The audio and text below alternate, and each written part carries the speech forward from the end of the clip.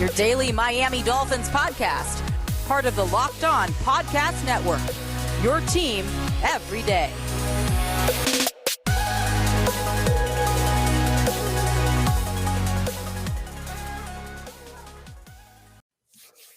What's up, Dolphins fans? Welcome to another episode of Locked On Dolphins. I'm your host, Kyle Krabs, managing editor of USA Today's Dolphins Wire, director of scouting at thedraftnetwork.com, lifelong Miami Dolphins fan, and we are hot on the heels of a 29-26 victory for the Miami Dolphins in Week 3 of the 2021 preseason, the third and final preseason game for Miami, and this was the Reed Sinnett show. Obviously, based off what the news cycle has looked like throughout the course of the weekend, there's going to be a lot of questions that Dolphins fans have about the quarterback situation in Miami. And all I'm going to say about the rumor mill right now is my job is to talk about the Miami Dolphins. And I don't feel comfortable talking about the quarterback involved in these rumors and Deshaun Watson until there is an actual transaction that takes place, in which case we'll tackle that when we get there. At the end of the day, it doesn't feel right for me to be talking about any of that with everything that's off the field going on with Deshaun Watson. I would rather focus on the preseason game that just took place, the players that are trying to make the active roster, get into what players did what on the field.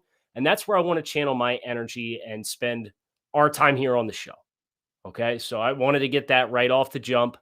But there were a lot of good takeaways from this preseason showcase from Miami.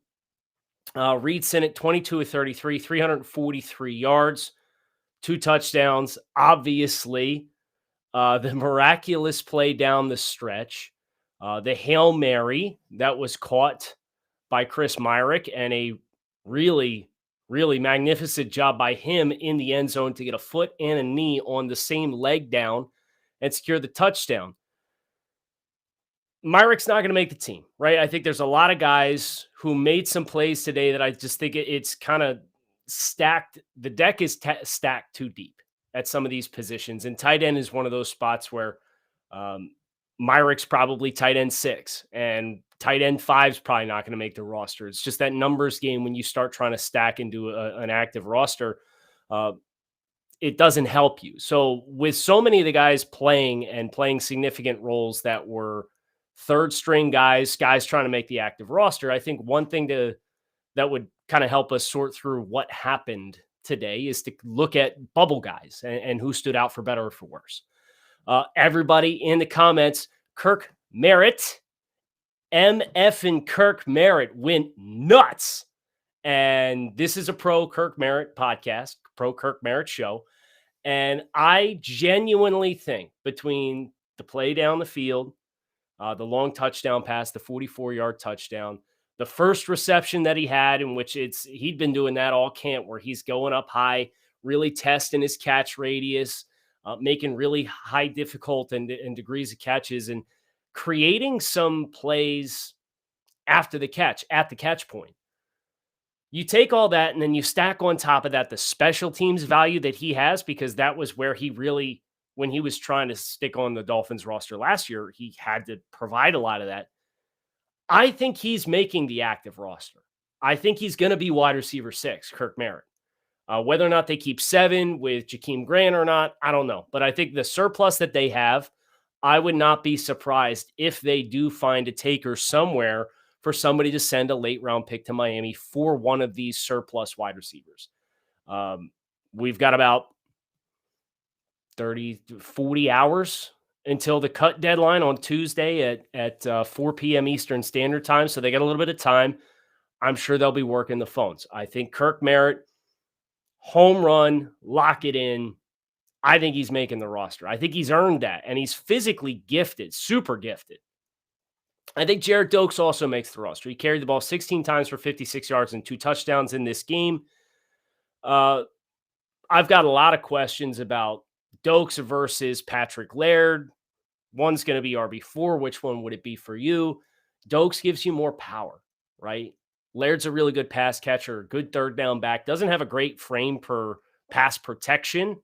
His skills in third down really come down to uh, just receiving the ball out of the backfield, where Dokes has a little bit more juice, a little bit more pop in his pads. I think this game kind of helped him. He ran aggressive. He ran assertive. He had, I think, 2 negative runs in which he was popped in the backfield and really hurt his per carry average. But I thought he was what you would have hoped he would be. Obviously, running behind an offensive line that saw a couple of starters play early on. We had a chance to see Solomon Kinley. We had a chance to see Robert Hunt. I think I was not surprised to see a couple of starters on the offensive line get some reps. I was surprised to see Larnell Coleman play as poorly as he did. Looked like he really struggled with being over there on the right side. Just getting out of his stance looked awkward. He wasn't very fluid in his sets. So that really jumped out to me. And Larnell Coleman, the Dolphins bring in Greg Little via trade. They make the trade over the weekend with Baltimore for Greg Manx as a depth player on the offensive line. These bottom of the 53 offensive linemen, these spots are up for grabs. And Larnell Coleman, you don't get a lot of benefit of the doubt as a 7th round pick. So for me, watching him struggle in an opportunity which he really needed to showcase himself well and showcase himself as comfortable and having some positional flexibility to play on both sides of the line, I don't think we got it, to be perfectly honest. So I don't think Larnell Coleman put himself in a real good position to slam the door shut and get himself one of these swing tackle spots. I don't think that Robert Jones, he had a false start early in the game, the UDFA out of Middle Tennessee State. I think the trade with Baltimore was kind of an indictment for him and maybe even Matt Skura, too, if we're being honest, because Skura really hasn't been tested at any other spot on the offensive line, right? He's only been the backup center, the second team center behind Dieter. We know based off Dieter's first year in Miami in 2019, he can play left guard. So he's got inside out or center and guard flexibility. Robert Hunt's got tackle guard flexibility. Austin Jackson really is the only other guy on the offensive line that doesn't have any positional flexibility whatsoever. So that's a little bit of a flag for me for Skura that he's on a 1-year deal.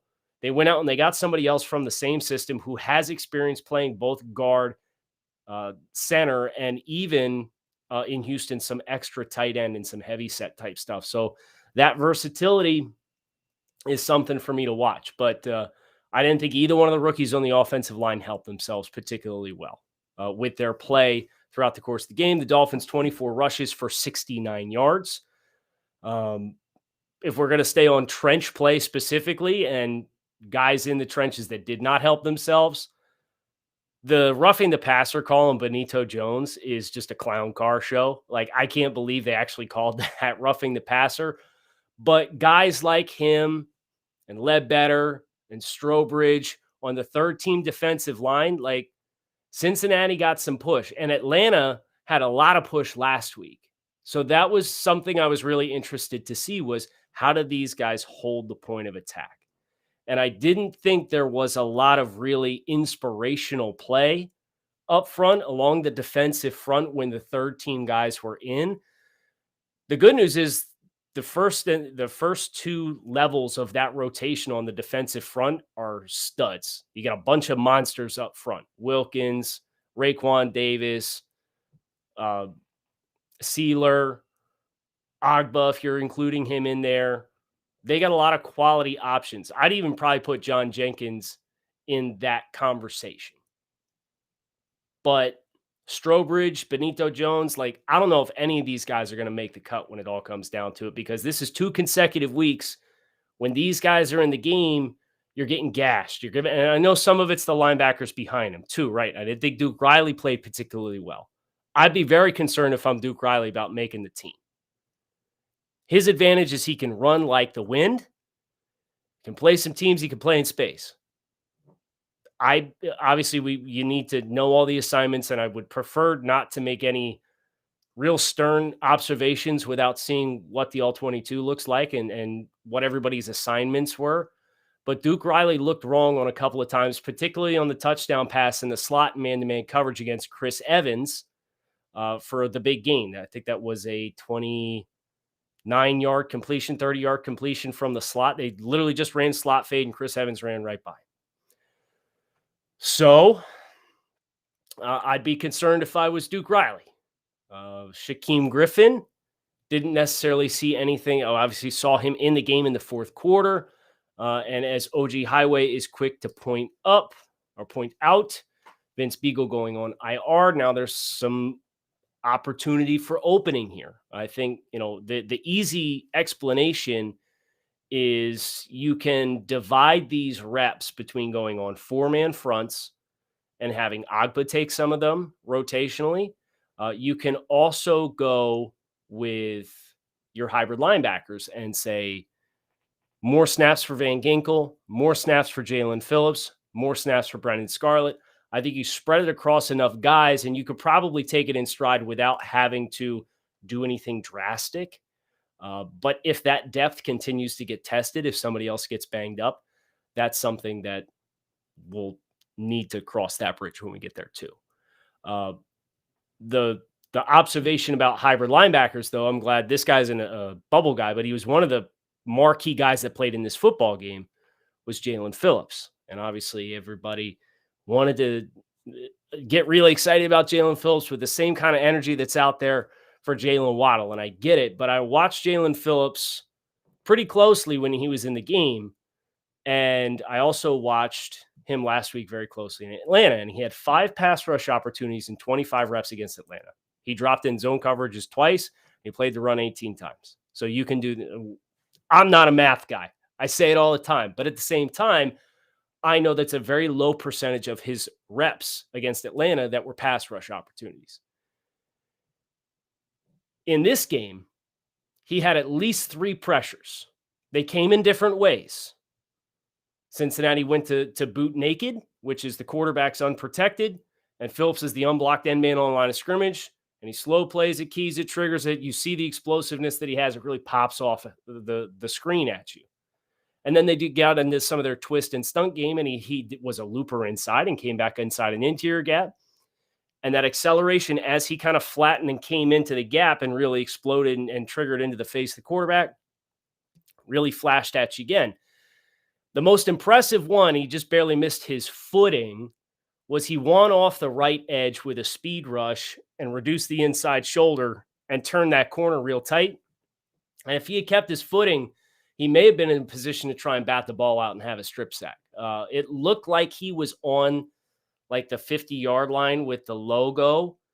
And it seemed like there were a couple of guys that struggled with their footing in that area of the field for Cincinnati or for Miami in Cincinnati in this 29-26 victory for the Dolphins. So that was promising to see him be active in some pass rush opportunities. Obviously, Chris, what's up in the comments here on the live stream? If you're listening to this on the Monday episode of Locked On Dolphins on your podcast feed, we're going to start getting more and more regular with doing some YouTube streaming opportunities for you guys to engage with me in real time as we kind of cover the team and tackle anything that takes place. But Chris observing that Phillips was dropped in coverage a lot. My guess is that's what they wanted to work on the preseason. You're dead on. That's exactly what my observation was. They're getting him zone drops because that's the part of his game that he needs to practice at, right? You know he can rush the passer. It's not a secret. He was one of the most dynamic pass rushers in this year's class. For my money, he had the best defensive tape as a defensive end playing forward. Well, they're going to ask him to be a little bit more versatile because he seems to be in position to take the Kyle Van Noy role, which was 70% of the time on the line of scrimmage as an end-man defender and pass rusher. So I agree. I thought that they were asked about, or they were asking Jalen to do what you know he's not most dynamic at, because that's where he needs to get better as a player. Let's see. Leighton, what's up, man? I think Jamal Perry played his way off the roster today. I don't know who would take his place. I was stunned he could not hold on to the interception over the middle. Anytime a quarterback misses high over the middle against a high post safety, you're assuming those are going to be turnovers, right? And he obviously had to go down to the ground to try and dig it out. But I was also not impressed with his play from start to finish, bumper to bumper. So I don't know that he played his way off because he has, again, this is going to be the name of the game with any Dolphins player we're talking about, positional versatility, right? He could play corner. They played him in the preseason. He played a significant amount of time with the third teamers as a high post free safety. So all of that adds up. I think the fact that he's capable of taking on multiple roles plus special teams, and he popped really well when I was down in Miami Gardens a couple of weeks ago with just his quick reaction skills, his ability to stick his foot in the ground and go. I think there's enough there for him to probably hang on to one of those final few spots, but he did not help himself with how he played today. Kamara asking, do I play Madden? I dabble, and that's the best way I could possibly put it. I hardly have time to turn on a gaming system. I got a Xbox One back there somewhere. I got a PS4 upstairs. I have them both and never play either one, which tells you how smart I am as an individual. I got some notes here, though.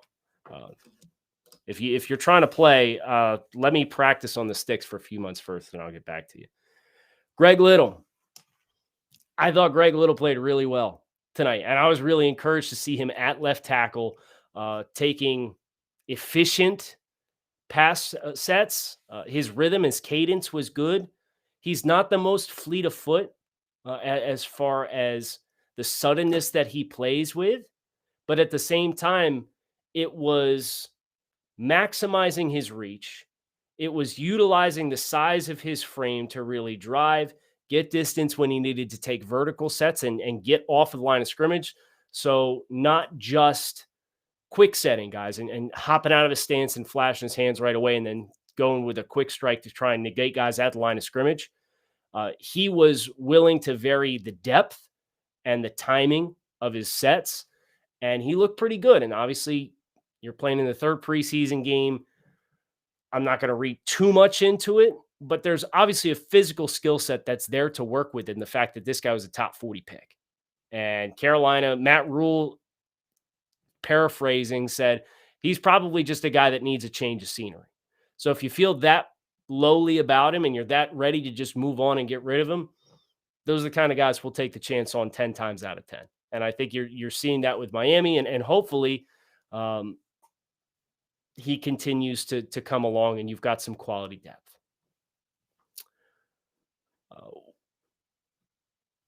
Pat, did you happen to notice Noah underwhelming against 2s and 3s? So, yeah, obviously the preseason in year 2 of Noah Igbenogany's time with the Dolphins is not off to the start that I think anybody was hoping for. Noah missed some plays early on. I think some of the plays it looked like, and again, I don't have the all 22 immediately after the game, so I can't speak super deep dive. I know that's something we did last week with Atlanta, where this was more surface level observations, and then I actually watched the tape and I can give you some more firm opinions on a lot of these things. So I don't want to be too definitive here, but it felt like some of the receptions in his area was zone, where he's hitting his technical landmark, and it's just the anticipation to squeeze or trigger a little early, or the linebackers aren't getting enough depth, so there's a big void that he then has to kind of close down and try and tackle in space. I don't want to put all of it on Noah. Obviously, the fact that he played some man-to-man coverage there on the fourth down and batted away the pass is very encouraging. I thought he probably misplayed that tipped completion that got up over top of the linebacker that he extended for. Jeez, getting a little excited over here. And you thought for sure he was going to get his hands on that ball. I thought he misplayed that one a little bit, and I don't know if the tip from the linebacker kind of interrupted his sight and anticipation on how the ball was going to come into the receiver or not. But I didn't think he played great. Obviously, he's still a work in progress. He's going to make the 53-man roster. Is he probably going to be bottom of the depth chart on the 53-man roster at the corner position? Probably, unless maybe Trill Williams makes it.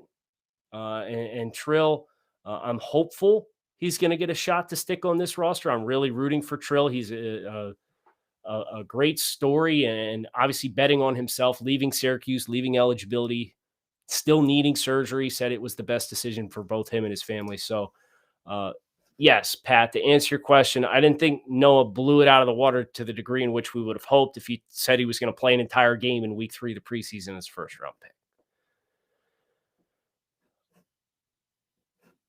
All right. What other notes do I have here? Malcolm Perry. I'm really struggling with the idea of leaving him off. But at the same time, I just don't think the numbers are going to add up for Malcolm. He was productive. He had a 36-yard completion. He caught 4 of his 5 targets in this game for 69 yards. Lost his footing on the one punt return that he had. That ended up going for 8 yards. Obviously, you would have liked to have seen him keep his feet. I did think he probably was overly conservative with the first punt that he had. He waved fair catch. I thought he had a little bit of extra room to run. Maybe could have got some yardage out of that.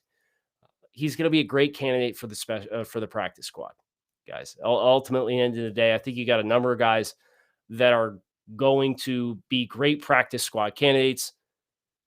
He is one. Reed Sinnott, I don't know if you're going to be able to keep 3. It'd be different if the rest of the roster wasn't deep, right? And the Dolphins aren't deep everywhere. Let's not sit here and pretend like they are. But you've got such a logjam with the pass catchers in the defensive backfield and potentially along the offensive line, depending on if you want to hang on to one of these rookies or not, that I don't know how you can keep 3 quarterback spots. And Reed was phenomenal. The question you have to ask yourself, and this is what the Dolphins have to ask themselves everywhere across the board, and Brian Flores alluded to this last week a little bit. It was, you don't just ask the question of who do you want on the active roster. You have to ask yourself the question of who is going to draw interest and attention from other teams. And that extends beyond just their play for you. It also extends to what other players at that position across the rest of the league do not make the 53-man roster cut. And for quarterbacks, I don't know that obviously he played a phenomenal game today and he was with the team last year. I don't know that a UDFA from University of San Diego who lit up the 3rd preseason game against the Bengals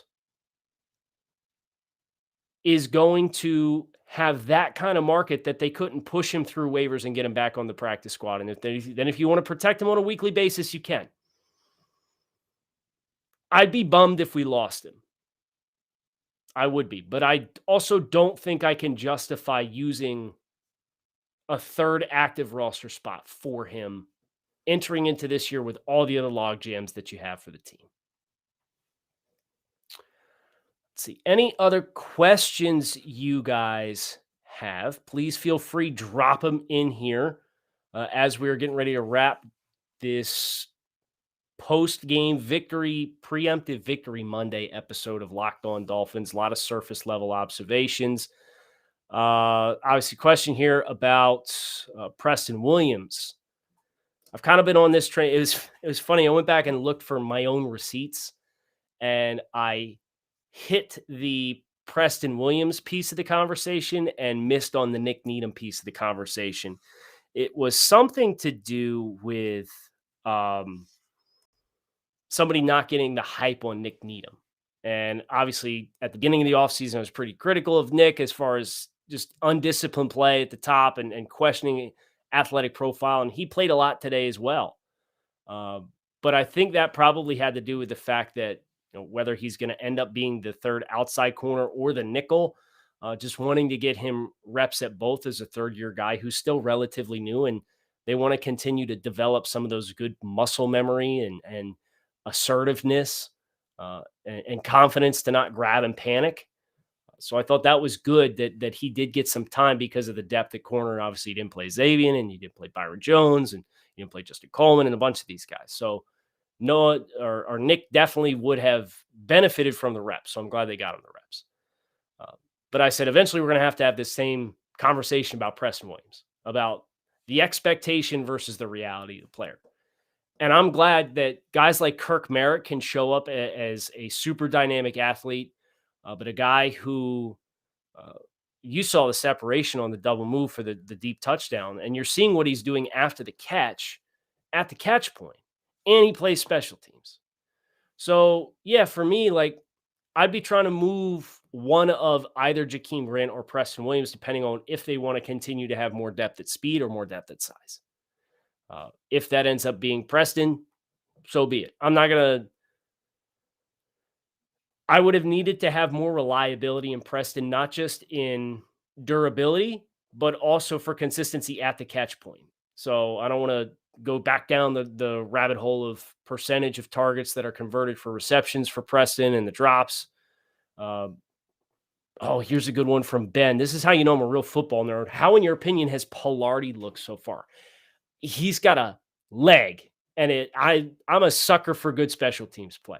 So the hidden yardage, and Miami made a lot of headway in this last year. I think Pilardi has looked great, and I'm really encouraged. Had a chance to see Matt Hawk punting the other day, and he shanked one 15 yards out of bounds for like a 30-yard punt. He would just had too many of those for the Dolphins.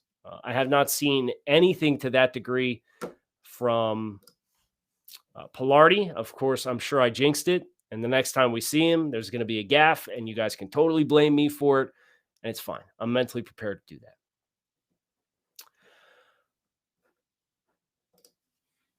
Would you rather take Duke Riley or Calvin Munson at this point? From Dr. Big Huck. Honestly, from a special teams perspective, I would probably take Calvin Munson. Riley, I thought against Atlanta, he got pushed around when he was walked up into the B gap on the line of scrimmage. I thought he struggled in space a little bit against Cincinnati. I got picked on in coverage a couple of times. At least with Munson, I know I've got a guy who's going to execute on teams, because that's what he did last year. So when I do this will be my fourth walkthrough of the active roster and the 53-man projection, which I'll drop at some point, probably Tuesday morning over at Dolphins Wire. I'll probably have Riley off. I'm going to have Aguavin on. I'm going to have Bernard McKinney on. I'm going to have Jerome Baker on. I'm going to have your usual suspects. And Munson's probably going to be the fringe guy that I give it to, just because I know what we're getting there, and it's the team's contributions that I trust, because we've seen it, and the coaching staff has got it. Griffin. Love Griffin. This from Sean, but seemed to have a rough game producing. How do you feel like he did? I don't think he's the timing of him getting on the field was the big tell for me, because he didn't get into the game until I think it was like the second half when we first saw him. And if in this game situation with all the guys that aren't playing, if you're not getting out there until the second half and still not making plays, I just think he's really undersized to be playing the kind of role that the Dolphins would be asking him to play. And because of that, I think he's got a tough shot.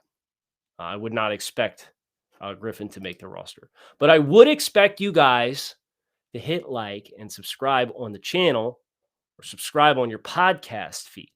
Hope you guys enjoyed this immediate reaction to the Dolphins' 29-26 victory over the Cincinnati Bengals. 2-1, bringing the 2021 preseason to a close. Always good to enjoy a Victory Monday. I hope you guys enjoy it. We are coming around to the start of the regular season. We're less than 2 weeks away now. Obviously, a big week this week with roster cuts, so there's going to be lots to talk about. Hope you guys keep it locked in right here on Locked On Dolphins. Kyle Krabs, thanks as always for watching and or listening. Hope to talk to you guys again soon. Fins up.